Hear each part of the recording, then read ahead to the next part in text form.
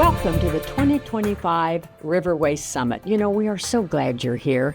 I'm Judy Dodge, Montgomery County Commissioner. We have an exciting agenda for you today.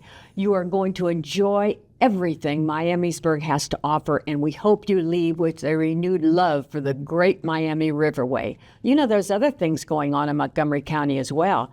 The Dayton Dragons baseball team is playing. We have a wonderful Dayton Art Institute, and my gosh, don't forget about the Air Force Museum. Have a great Riverway Summit. Thank you. Welcome, everyone, to the park. And it's very humbling to stand here as the mayor and as a representative of City Council to have you all in the park today enjoying what we've built here and visiting our downtown. So I have a few remarks that I want to go to. We're excited to host the 2025 Great Miami Riverway Summit here in our beautiful riverfront park today. This will be a fantastic gathering of community leaders, local residents, and everyone who loves our Riverway. The event is focused on sharing ideas and coming together to discuss how we can make the Great Miami Riverway an even more beautiful and enjoyable place for all. Attendees will have a great time exploring recreational opportunities, collaborating on ideas, and promoting local businesses and sharing stories that will help shape our future of our cherished Riverway. This will be an inspiring day. We can't wait for you to see the wonderful things that emerge from our community's passion and our teamwork. While exploring downtown today, it's important to remember that it did not always look this way. In the 1970s, my father owned a business in downtown, and I was there a lot, to say the least. There were 15 plus bars, very little shopping, and right through the park was a road called Miami Avenue, and it had poorly constructed homes on it and blighted homes. And luckily, through the vision of elected officials and city staff, the city started buying properties one at a time, and they were demolished. And as we could scrape together the funds, the park was developed a little at a time. The current city council allocated the funds and said, get the park done, and we want it open. Its year anniversary this year. So it's through their vision and our dedication to our city that this park is finally complete, and we couldn't be happier with it. I do want to introduce our city council members that are here today and other elected officials. And if I leave anyone out, raise your hand because I haven't seen you all come in. Councilwoman Sarah Thacker is here, if you'll stand up. Councilman Mike McCabe is here. And the city's Vice Mayor, Steve Binkler, is here. I did see Dayton City Commissioner Mary McDonald somewhere. I haven't said hi to her yet. There she is. Hi. And County Commissioner Carolyn Rice snuck in on me. And my favorite, Mayor Winkler is here from Carlisle. Thanks for being here, Randy. Who have I missed? No one? Wow. All right. It's a stellar day. We'll keep on that. So thank you, council members, for being here. Some of them could not be here, work commitments and things like that. But believe me, they love this park and this community. I do want to take the opportunity to introduce Mary Lynn Lador, the director of the Miami Conservancy District. It's hard for me not to say Miamisburg, okay? Miami just does not come out of my mouth, so please. Right. While you join me, I'm going to read a proclamation proclaiming today the Great Miami Riverway Summit Day. Whereas Friday, May the 2nd, 2025 has been declared the Great Miami Riverway Summit in Miamisburg, Ohio. And whereas these regional destinations, it never fails. When I speak, a train comes. It's to be expected here in Miamisburg and in Carlisle when you have an outdoor event.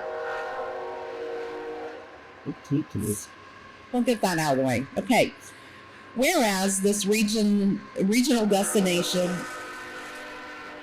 in Southwest Ohio includes more than 99 miles of paved trails and connected communities where you can surf the river, cycle the bike trail, and find your way through charming downtowns. And whereas the 17 coalition members would like to thank the Miami Conservancy District and the Great Miami Riverway for helping to promote our communities, therefore helping our downtown and business owners thrive and promote overall health to our residents. Now, therefore, I, Michelle Collins, Mayor of the City of Miamisburg, Ohio, do hereby proclaim May the 2nd, 2025, as the Great Miami Riverway Summit in the City of Miamisburg, Ohio. I have signed it today on behalf of the Mayor's Office and on behalf of City Council. I do want to take a quick second. There are 12 Dayton UD River stewards here today. Well, I think there are 5 in attendance, but there are 12 total, and those, I want to say, young people are dedicated to our river and furthering that through their education. I have letters of appreciation for what they do for our riverway that I will be presenting to each one of them in Miamisburg lapel pins. So I do want to bring Mary Lynn up. Come on, I'm going to embarrass you for a minute. Oh, someone told me that today is her 29th birthday. Yes. Something like that. And I really want you to help me sing happy birthday to her. And if you don't help me, you're going to have to listen to me sing, which is really not what you want to do. So happy birthday to you. Happy birthday to you. Happy birthday, dear Mary Lynn. Happy birthday to you. Thank you. What? Thanks a lot. Thank you, Mayor Collins, for that inspiring and kind introduction, and for you all for wishing me a happy birthday. It's a fun day. It's fun to be born in spring because all the flowers and the trees are in bloom, and it's a beautiful time of year, and it's fun to be right here. And thank you, Mayor Collins and City Council, for your leadership, for making Miamisburg have a stronger future here. But also, it's important for the region to have places like this and for us all to enjoy. So congratulations to Miamisburg for what you've done here at the park, and also to the many partners that you had to make this happen, including the MCD staff that I know worked quite a bit to make sure that we did what you needed us to do in the time you needed us to complete this park. So great job.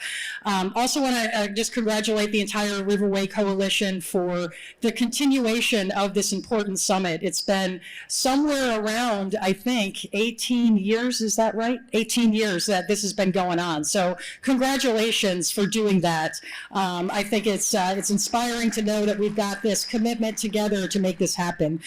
So again, it's a privilege to be here with you today as we come together around a shared vision, one that includes communities who are safe, who are connected, and are thriving for generations to come. And as you look around here in Miamisburg, you'll actually see markers of the levee, of our floodgate. There's a flood wall here. There's a river. There's so much that is here to enjoy and to celebrate. But it's not just a trail, and it's not just a park, but instead, it's all of those things. But I always feel obligated to say that it's only because we have a very strong flood protection system that we can have all of these wonderful things that make up a viable and a thriving community. So I wanted to really emphasize that, because we often forget about that until disaster strikes. And the Miami Conservancy District was created over a century ago in response to some unimaginable loss. Since then, the dams and the levees and the floodplains that we manage and our staff manage have protected our region for decades, for over 100 years. Our homes, our businesses, and our families are protected from catastrophic flooding. And over the last several years, we've been trying to create and engage a more meaningful or more thoughtful or more engaging discussion around flood protection and around the importance of investing in these systems ecosystems that make these places in Miamisburg and up and down the river possible. And we have to be prepared for the challenges that we have today, as well as the challenges of the future. And that's going to create a need for new strategies and new opportunities for us to ensure that our partnership stays strong. We're committed to working hand in hand with our local and our state and our federal partners, whether it be the Riverway communities or the Ohio Emergency Management Agency or the Ohio Water Development Authority or Ohio EPA, of trying to secure funds to help invest in the protection that we have and that we provide to the region.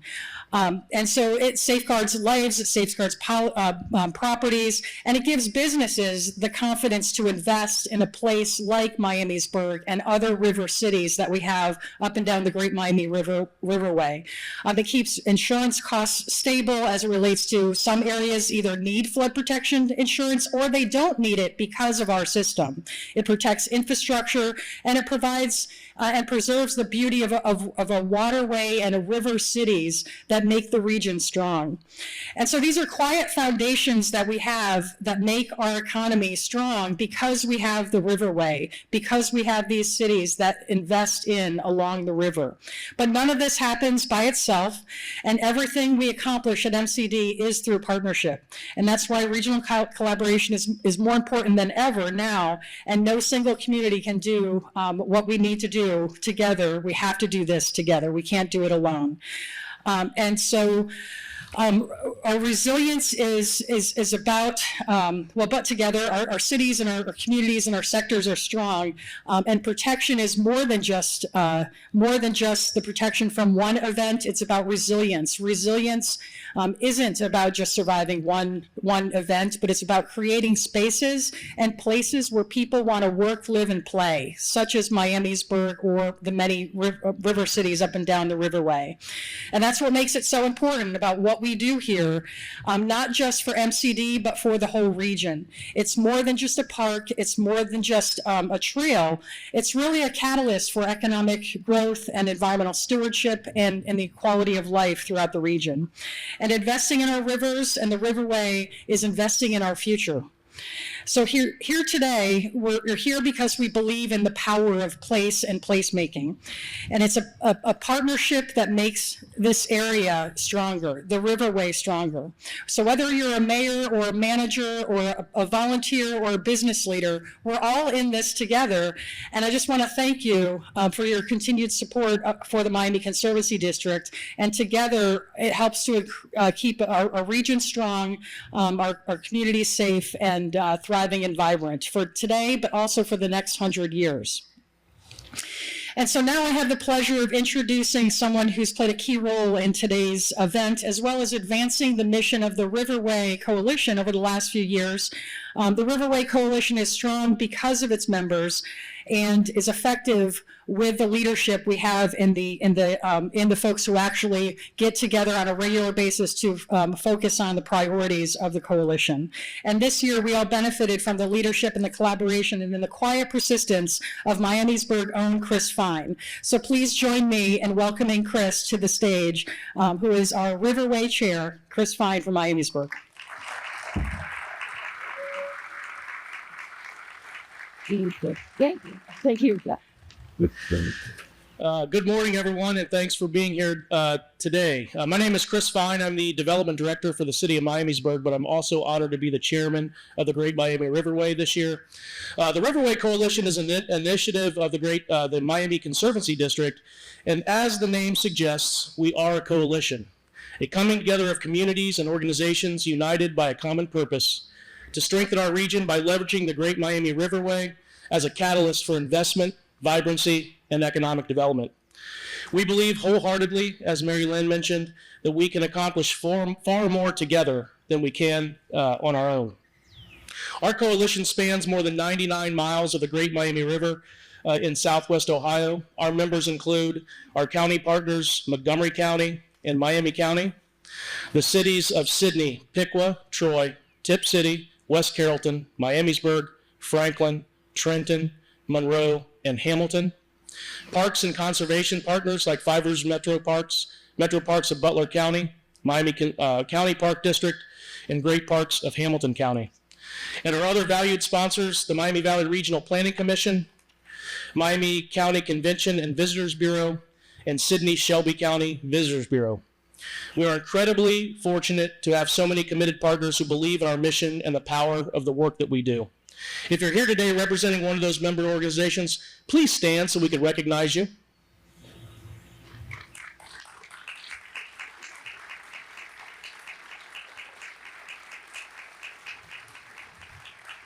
Oh, yeah, there we go.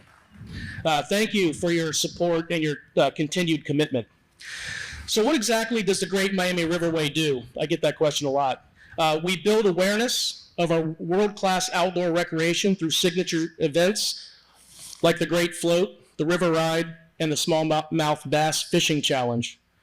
We connect communities, fostering collaboration and shared momentum through joint projects and gathering like today at the River Summit.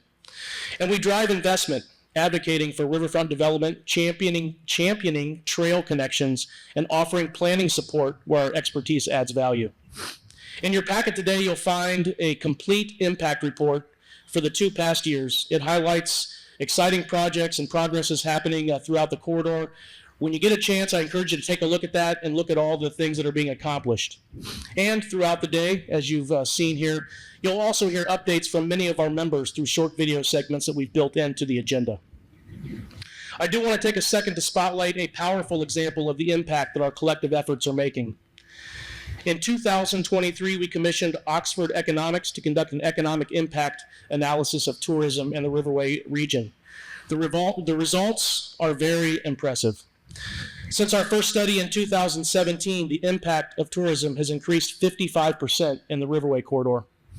Visitors now spend $710 million annually in our community. The total economic impact is $1.2 billion in that region. That supports 11,000 jobs and generates $140 million in tax revenue. That's real money, real jobs, and real benefits to our communities. And it's also a powerful validation that the work we do on a daily basis is making a difference. So to all of you who play a part in this, thank you, and please keep doing what you're doing. It's working. We have a fantastic program lined up today, packed with great speakers and topics. But before we begin, I really need to offer a heartfelt shout out to the Miamisburg Parks and Recreation team. They did all the heavy lifting behind the scenes to make this happen. If you look at all the stuff out here in the park, that's Parks and Recreation. So if you see one of our park staff around today, please extend a thank you to them.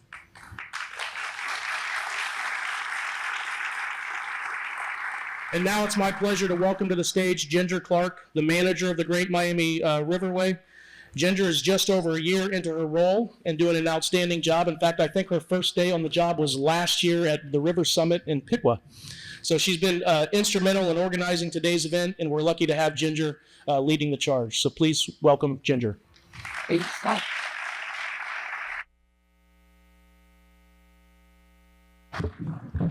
Thank you. Good morning and welcome again. Looking around this room, I see leaders, innovators, and champions from our river communities. Today represents when the Great Miami Riverway does best, bringing people together to create something greater than any one community could accomplish alone.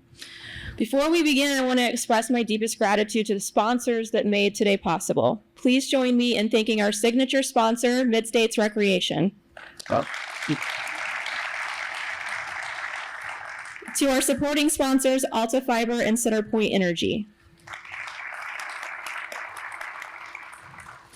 To our summit sponsors, Board Safe Docks, Destination Dayton, DLZ Ohio, Great Lakes Studios, Great Parks of Hamilton County, Highland Insurance, Interstate Ford, Metro Parks of Butler County, Miami County Park District, Miamisburg Merchant Association, Rumpke, Sydney Visitors Bureau, and Stantec. Our friends of the Summit, Choice One Engineering, Construction Managers of Ohio, Fishbeck, Five Rivers Metro Parks, Miami Conservancy District, Montgomery County, SOPEC, and University of Dayton Rivers Institute.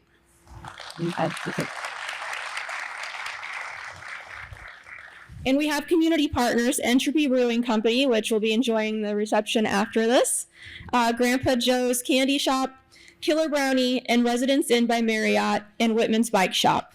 I want to give a special shout out to Orsanko and U.S. Fish and Wildlife Service for the amazing aquarium we've been enjoying for the last couple days, and for the Miami Conservancy District for sponsoring that out of their water stewardship program. So if you haven't had a chance, go over and check out all the fish in the aquarium that were pulled out of the Great Miami River yesterday.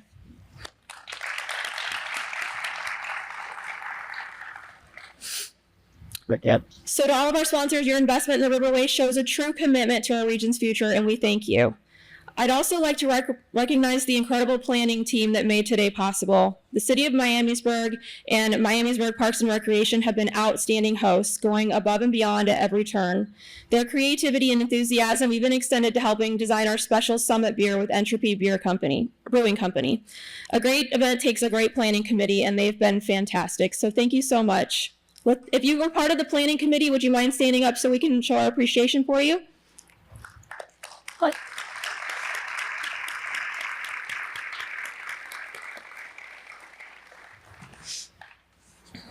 I have the honor today of presenting Governor DeWine's proclamation for the Great Miami Riverway Summit, and it would have been helpful if I brought it to the mic with me, so hang on just a moment.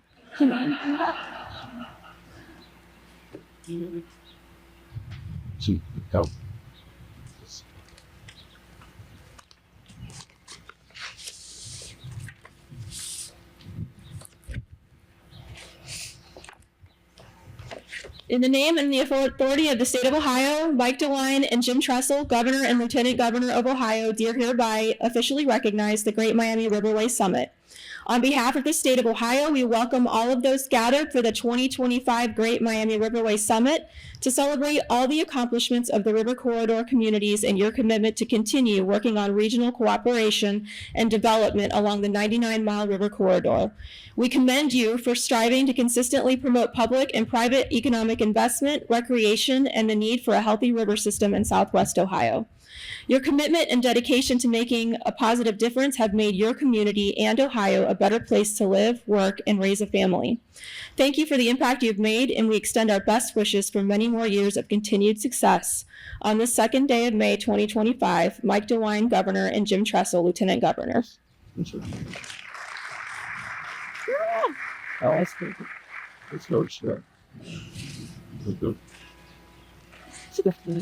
The wind is combating me here.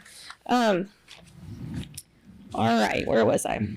Before we move on, I just want to take a moment to share what this work and the summit means to me personally. I'm just a year in, as Chris mentioned, and I've really enjoyed meeting many of you and hope to meet the rest of you today. Being part of the Great Miami Riverway is not just a job, it's something I care deeply about. I grew up in upstate New York in a river community where the Salmon River wasn't just a feature on a map. It was the economic engine of our entire community. As a child, I watched how the river brought life to our region, and it brought people from all over for world-class fishing, and it powered our industries and connected our communities. The early experience taught me something that I carry into my work today. Rivers aren't just waterways. They're catalysts for community vitality and regional identity. They can shape a community, spark imagination, and they transform lives. These stories are why we do what we do. The river connects all of us, and it has the power to inspire connection, resilience, and growth across our region. It's a privilege to be a part of something that matters this much. And we have so much to celebrate. Over the past year, new investments have flowed into our riverfronts, businesses have opened, trails have expanded, and more people than ever are rediscovering their connection to our river.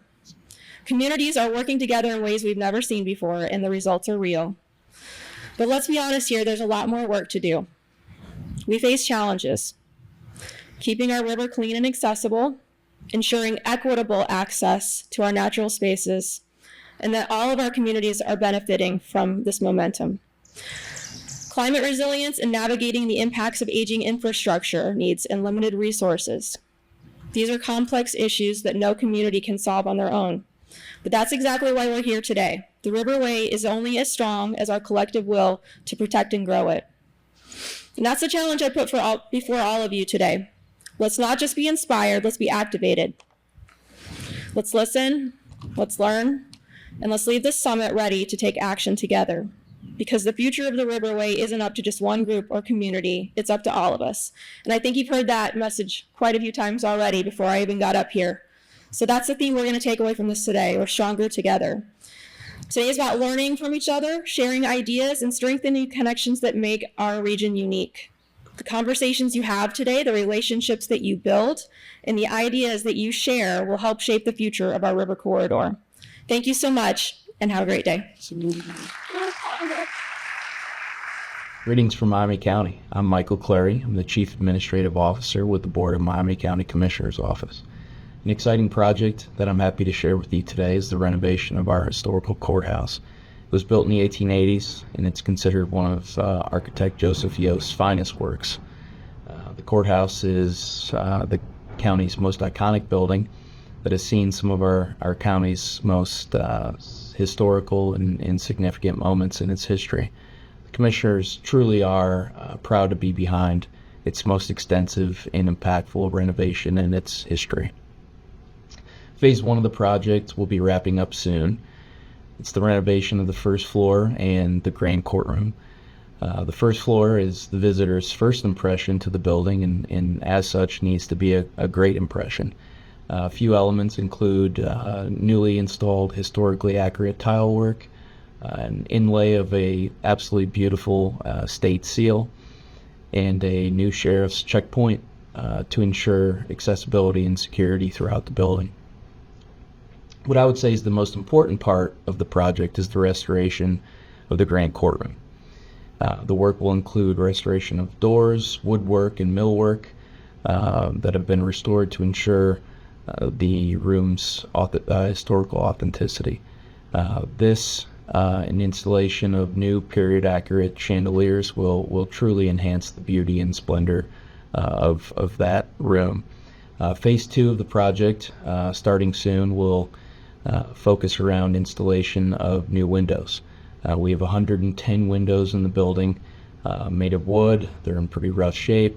What we plan to do is install new aluminum double pane windows that will still appear historically accurate, but we expect the new windows will result in a tremendous gain in building efficiency and save taxpayers significant funds over time. With that said, today is a unique Riverway Summit. The Riverway commissioners, mayors, park directors are here to help you explore Miamisburg. Throughout the day, you'll see multiple videos. Please pay close attention. They're meant to help you navigate throughout the day. Our first session today will be speaker Sarah Milligan Toffler with Children in Nature Networks, to be introduced by the Miami Conservancy District. With that being said, have a terrific day. Hello and welcome again. I am Mary Lynn Loader, General Manager of the Miami Conservancy District. When I was a kid, I loved exploring the natural environment, and for that reason, I am honored to introduce Sarah Milligan Toffler, President and CEO of the Children and Nature Network. Sarah will share her visionary insights of how access to natural areas and spaces drives economic growth and community well-being. With over 35 years of leadership in environmental and urban planning, Sarah is a champion for creating access to nature in all different ways. She has worked with cities across the country to integrate outdoor spaces into community development. We are also proud to tell you she has roots here in the Riverway and grew up in Sydney, Ohio. Her insights will be invaluable as we discuss the economic and environmental future of the Great Miami Riverway. Please welcome Sarah Milligan Toffler. Well, it is just a delight to be with you all this morning, and thank you all so much for coming out on this beautiful day, being outside. I can't imagine a more perfect setting for the conversation we're going to have this morning about the importance of connecting kids to nature. Before I get started, I really do want to give a huge shout out and thank you to Ginger Clark for her incredible work, and the whole planning committee for putting together such a great program for us today. And Ginger, you just couldn't be more gracious and easy to work with, and so just really appreciate everything you've done, and glad that the rain is holding off for us here today. The next slide that I was going to show is a picture of me in front of a canoe that was actually named after my dad, Patrick Milligan. And there's a whole story about how that canoe got named that. I'm not going to tell that story today, but I really did want to share this picture because it reminds me of how my 35-year career has roots here with my family and with Ohio.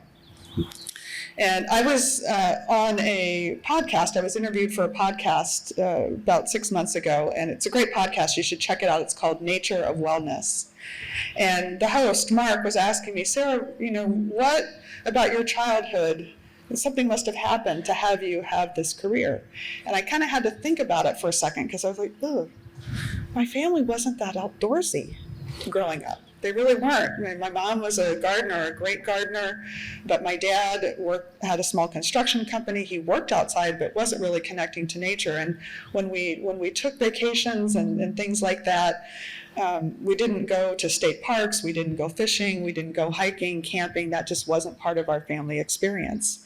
But then as I thought about it, I remembered this story that was ubiquitous in my family growing up. And it was about when my dad was a little boy. He grew up in Sydney, as did I.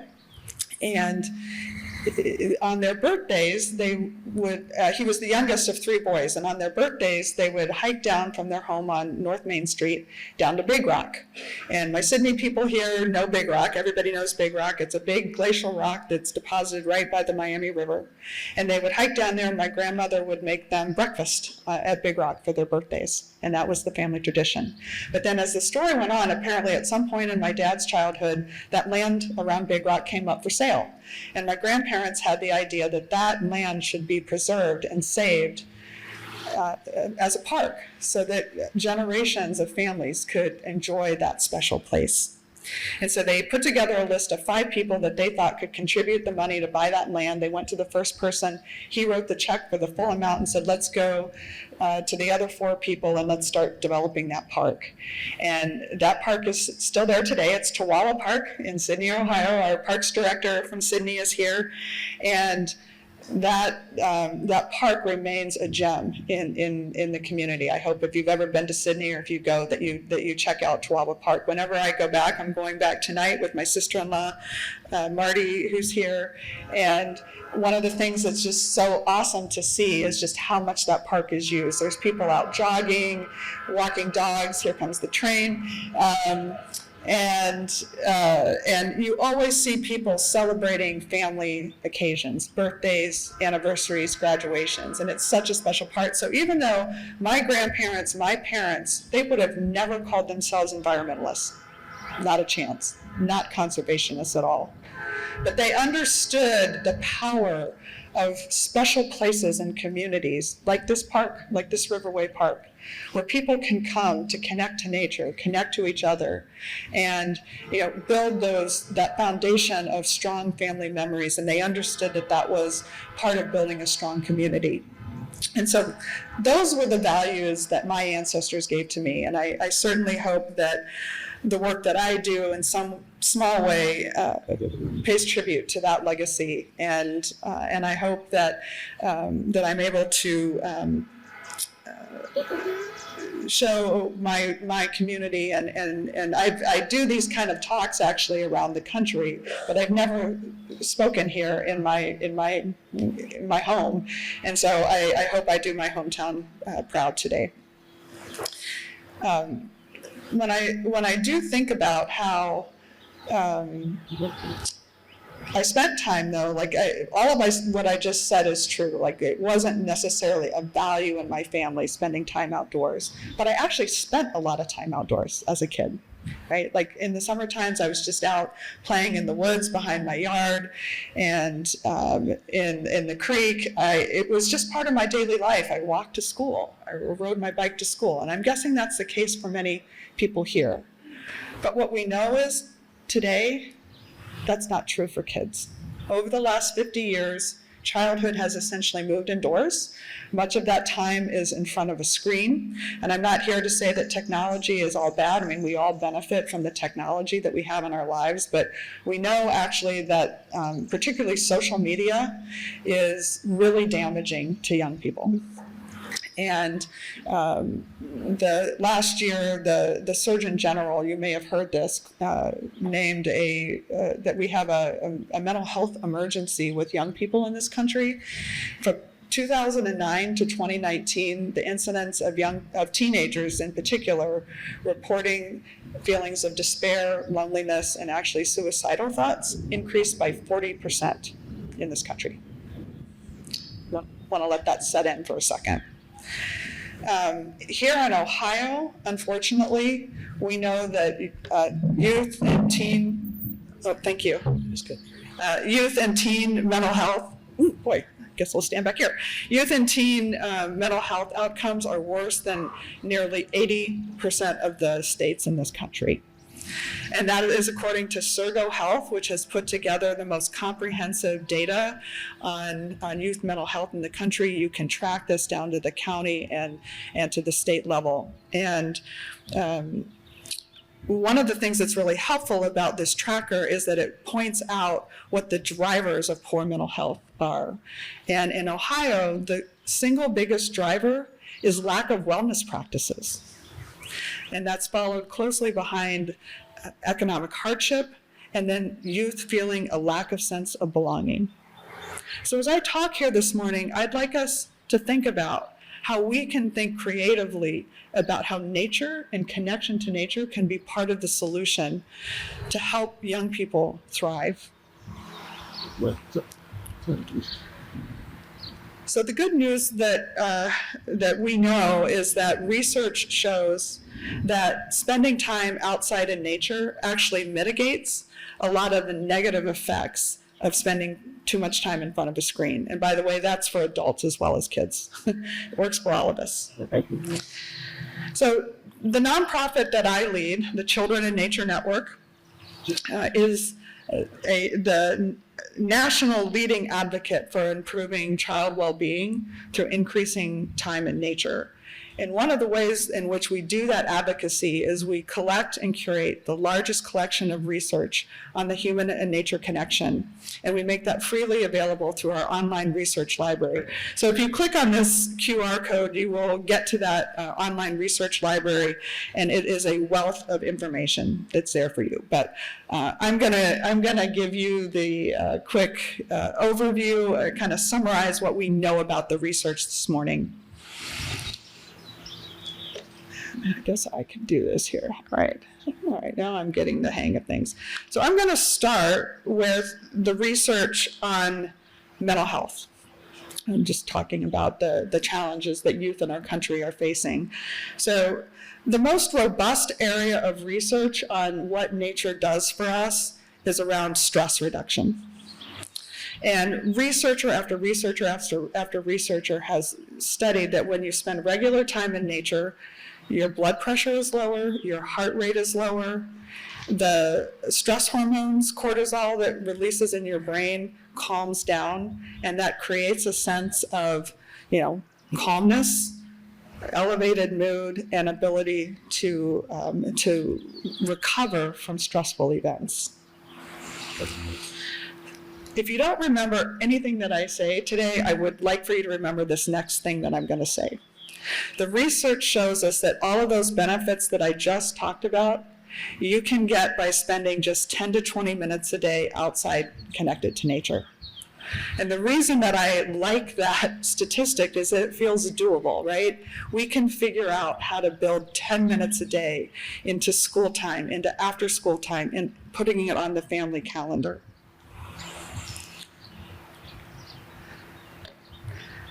The next research, big bucket of research is really around the physical benefits of spending time in nature. Sometimes research tells us things that are actually kind of common sense, but kids that play outside and free play, just exploring, riding their bikes, doing those kinds of things, are more physically active and they are less sedentary. And what we see is, sports are great, but this kind of free play, the research shows us that people tend to stay more physically active than throughout their whole life, and then have healthier weight, less incidence of type 2 diabetes, hypertension, those kinds of diseases.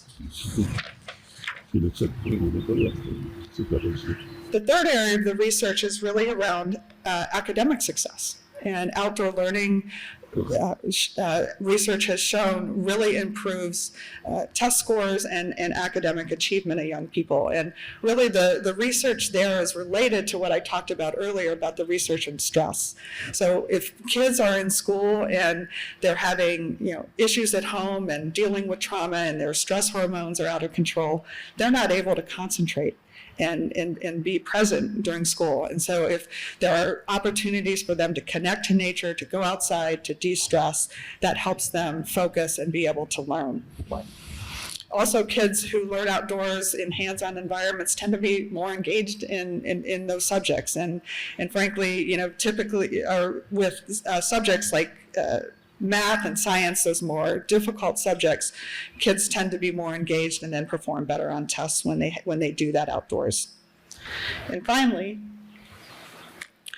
we know that research shows that the kids that spend time outdoors becomes better stewards of the environment. And I think oftentimes in this country, we think that we want to educate people about the environment, how to take care of it, and kind of start from that place of how do you recycle, how do you do those kinds of things. But research actually shows something different.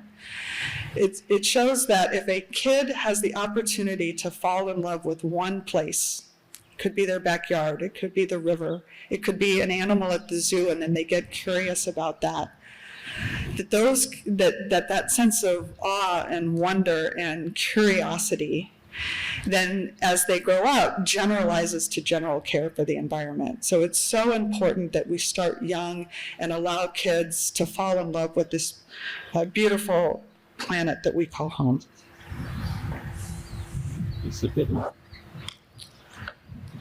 But we know that for some people, all of that research and all of the benefits that it can create for kids, the way we kind of shorthand that is to say that nature makes kids healthier, happier, smarter, and better stewards of the environment. Who wouldn't want that? But some people need more. And so last year we commissioned an economic benefits study, specifically looking at green schoolyards. And we worked with former Federal Reserve economist Rob Grunwald, who's pictured here, to look at data coming out of Denver public schools. Denver has the largest and the longest running district-wide green schoolyard program in the country. Rob found conservatively that there's a 4-to-1 economic return for every dollar spent greening school grounds. The way he got to that data was not just one big indicator. It was the multitude of indicators, like improved graduation rates, decreased student mobility. But I'm going to talk today just a little bit about some of the environmental benefits and the cost savings that came from this intervention. So in Denver, post-intervention, they have this pre and post data. They found that they reduced the ambient air temperature on the hottest days by 15 degrees. Now, I've talked with NOAA climate scientists who say when they're trying to reduce heat island effect, 5 degrees would be considered unbelievable. So 15 degrees, that's incredible. How did they do that? First of all, Denver Public Schools is I think the second largest landholder in Denver. And in most communities, the public schools are one of the top 3 landholders. Because district-wide, they removed heat-trapping surfaces, turf grass, concrete, and blacktop. And then they put in naturalized surfaces, stormwater, native plants.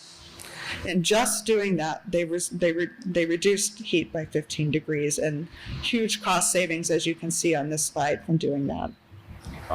The second thing that they saw was increased carbon capture and decreased pollution, which is something you're definitely going to want if you're sending your kids outside to play, and the cost savings associated with that. And finally, because they worked with the water district and they put in bioswales and green infrastructure, they were able to find significant cost savings in stormwater management.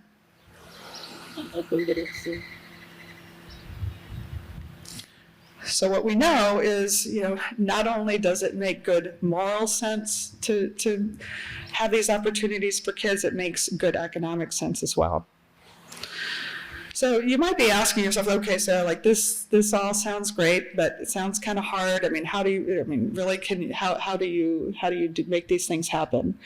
And what we see is that there are communities around the country that are employing some of the strategies you see here on the screen to increase equitable access to nature everywhere kids live, learn, and play. Here's a map of over 100 communities around the country, and there are 5 states working on efforts very much like the things that you're doing here. And, kind of following up on what Ginger said, it's like you build a beautiful park like this, and how do you ensure that everyone in the community really has the ability to access the benefits of that nature connection? So sorry, this is a slide with a lot of words on it, but what we have found over the last decade or more in working with these 100 communities around the country are some things about what it really takes, like the process that communities can go through to get to equitable access to nature and to increase those opportunities. And it really looks like, kind of like the coalition you have going here, people coming together to form a team, a cross-sector team. It's very useful to have, a mayor's office, but we're seeing health departments show up. We're seeing youth serving organizations coming to the table. We're seeing advocacy organizations and just, individual residents coming together to sort of say, what can we do to activate access to nature for kids? And then really taking a look at some of the assets that you have, what people can bring to the table, where are the gaps, who doesn't have access to nature, and what are their barriers, and what could we do to solve for that? And then look at funding sources. How can we leverage, public and private dollars to make this happen? And creative solutions like bringing water departments to the table who need to manage for stormwater and things like that. And then coming up with a shared vision, and it was really inspiring to hear. I mean, it took a shared vision for this park to come into being, and so that bears out what we see in communities around the country, that you really need a big vision, a vision that's bigger than any one organization, and ideally it's tied to solving problems that really exist in the community, and then folks move forward with implementation. And what we've seen is that when communities go through this process, there's a multiplier effect. And I just wanted to talk for a minute about what we've seen in the city of San Francisco. They came together 10 years ago and went through this process. And they're now supporting a network of over 75 organizations that are working to increase access to nature across San Francisco. And they identified in their work that they were really had a gap in access to nature for their youngest children, early childhood, in low-income neighborhoods. And because they were able to identify that was a very specific need, the Parks Department is now working in partnership with the Low Income Investment Fund, which is a community development finance organization, is funding the Parks Department to transform low-income daycare centers across San Francisco. Unheard of. They've raised millions of dollars to make these kinds of transformations. They also noticed that while the park system in San Francisco is incredible, but they realized that and there's beautiful nature there, but there wasn't opportunities really for children and families to engage with that nature. So they've now started to install nature exploration areas across their park system. And so their initial investment has allowed them to increase their investment from public and private sources tenfold. Just want to talk briefly about a couple of other places around the country that are working on these efforts and what they're doing. In Grand Rapids, Michigan, their goal was to build a stronger engagement of young people to be environmental stewards. And so the mayor there actually looked at her youth employment program, which is the program she already had money, and worked with some local nonprofits, and they hired young people across the city to plant trees, which is a big need. They were backlogged on tree planting, and then taught them how to care for those trees and, kind of providing career pathways as well as the pathway to environmental stewardship. And you can see all the partners that were involved here. In Madison, Wisconsin, the health department is leading work there. And again, they've identified early childhood as a big gap for them. And so they're working in partnership with their parks department, the botanical garden, all these partners bringing their various assets to the table. And they're transforming, I think they've got 7 early child care centers that they're working on right now to create nature play. And in Milwaukee, since 2019, they have been on a mission to transform their school grounds, to remove those heat trapping surfaces that I talked about earlier into these spaces that are vibrant and healthy, and places where kids can learn and play. And again, the water district there is really a major partner, and they're investing major dollars in helping to transform those school grounds. And so I want to end this morning with this quote from a child, from a student at Milwaukee Public Schools. I'll let you take a second to read this. I know that what it says is that this new school ground is, she likes it because it's better for the environment. Young people care about the environment. It makes her feel that her school community cares about her. And it provides this, the softer nature-based, not concrete kind of yard provides a soft landing. And what I love about this is that I think I can assume that everybody that's here cares about young people, would want young people to know that their community and their school cares about them. And we know that every child deserves that soft landing, that place where they know that they belong. So thank you for your attention this morning. And I think, do we have a few minutes for Q&A? It's okay, handheld mics coming out. Okay, great. We have some handheld mics coming out, and I'd be happy to answer any questions that you might have, or anything that was sparked for you as I spoke this morning.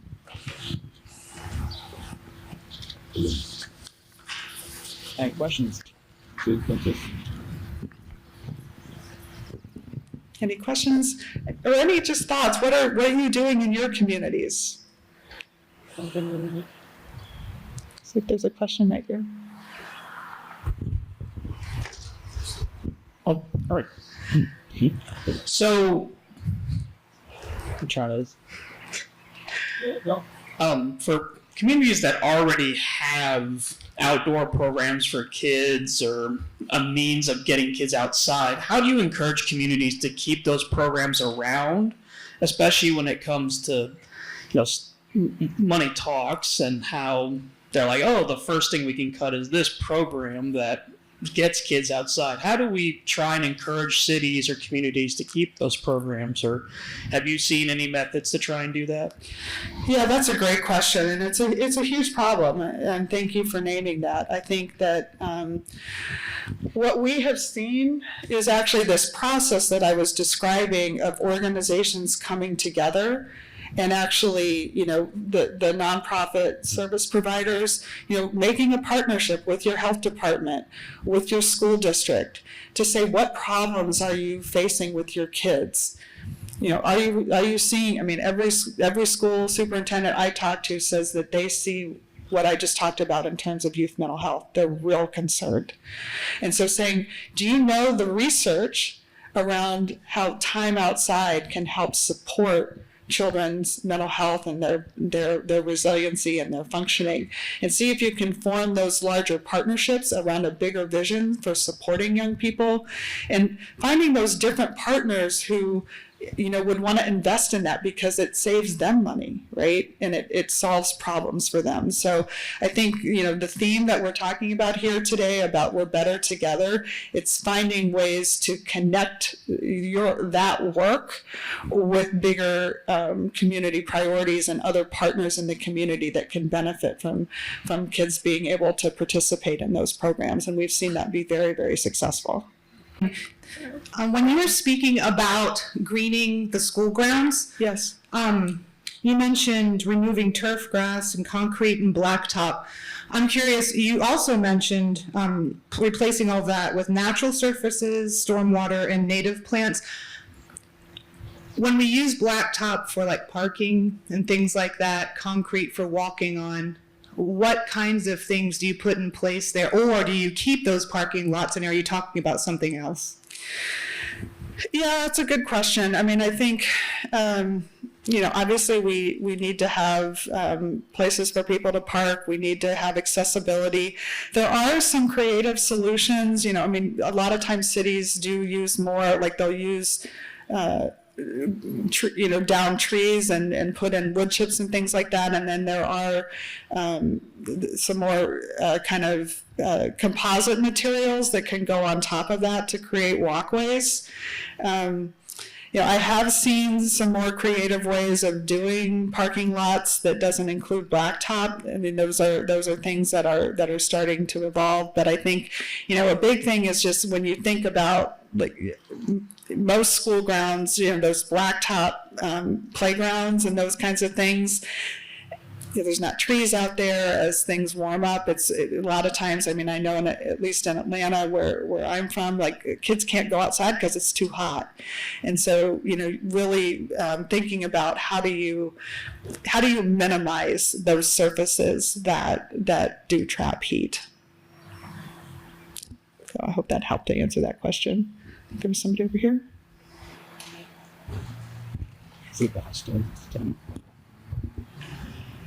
Can you hear me? Okay, so I'm just going to tag on to that.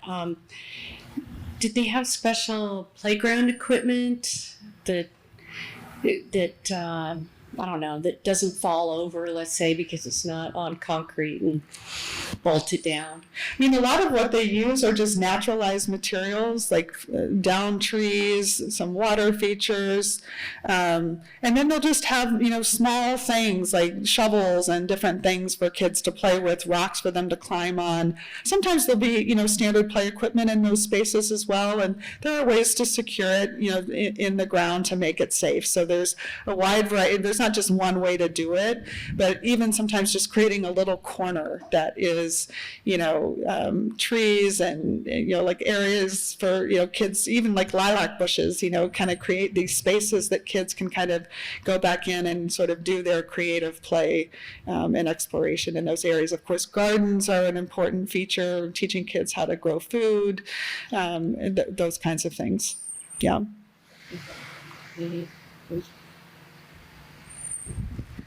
Hi there.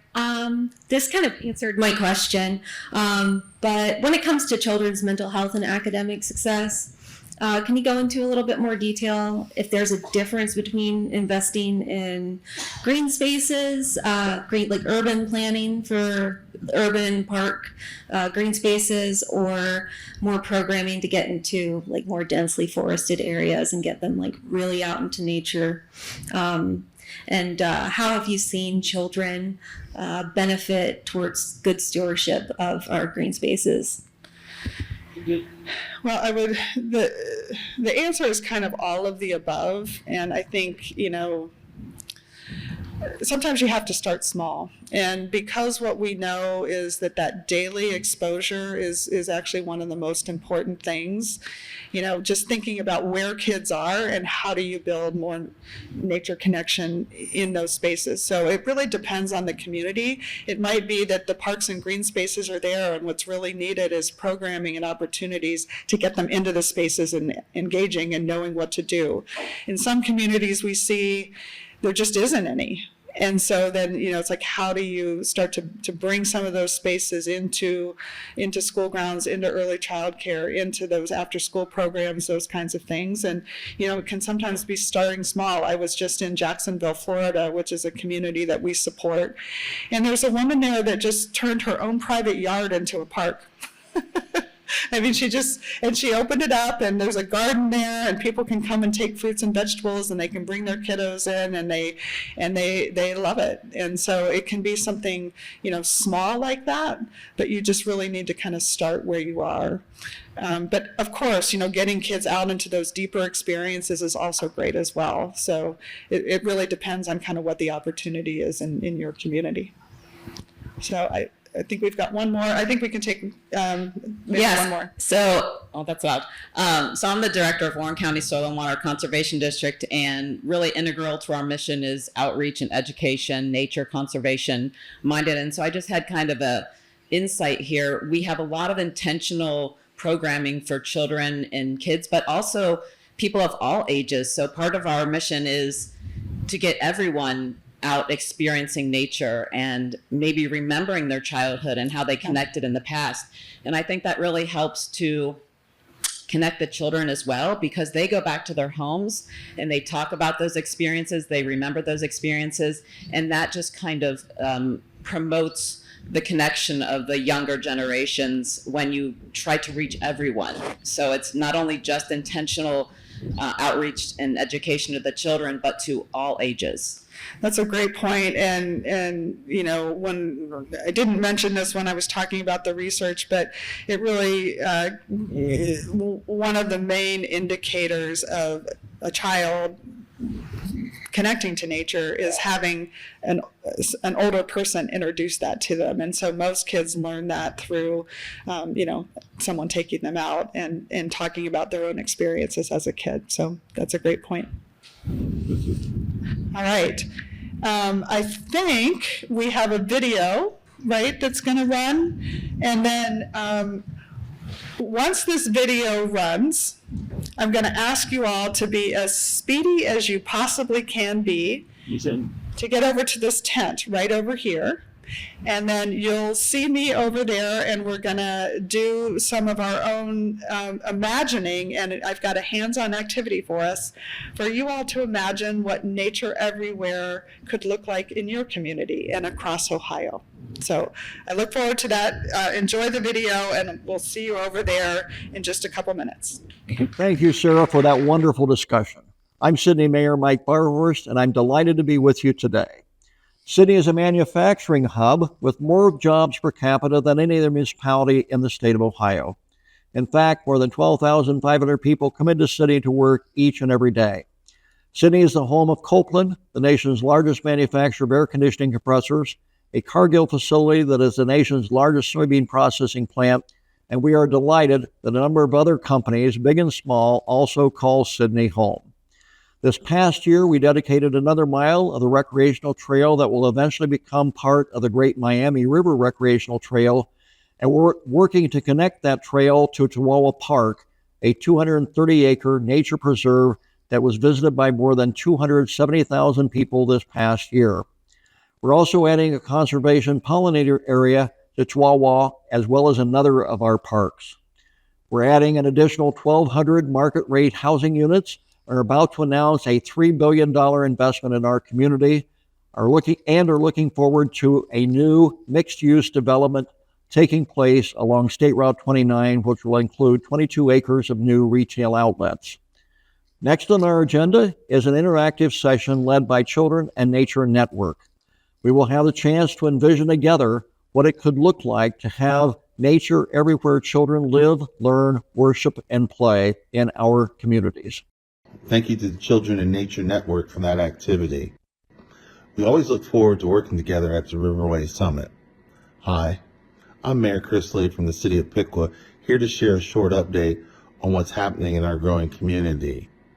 At Lockline Park, on the banks of the Great Miami River, we've updated it quite a bit.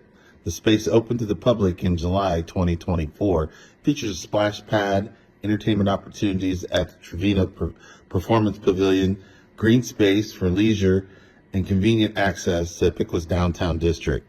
We've announced a full summer concert series lineup for residents and visitors, and we hope that you will join us for a show. We're looking forward to continued progress on our placemaking initiatives in the coming months as we bolster our downtown and riverfront districts. We're also making infrastructure improvements to our neighborhoods and positioning our community as a destination for new industry and residents.